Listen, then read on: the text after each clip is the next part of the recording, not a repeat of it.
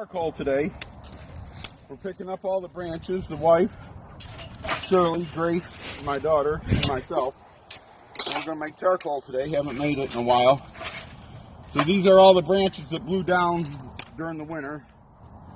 And if she'll bring the camera over this way, everything that's in this barrel is going to turn into charcoal.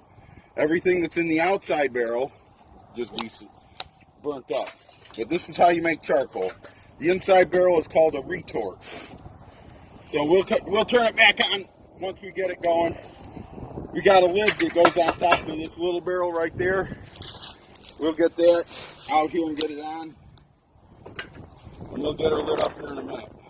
Got some paper to light it. We'll get her going. Got her lit. She seems to be going to go good.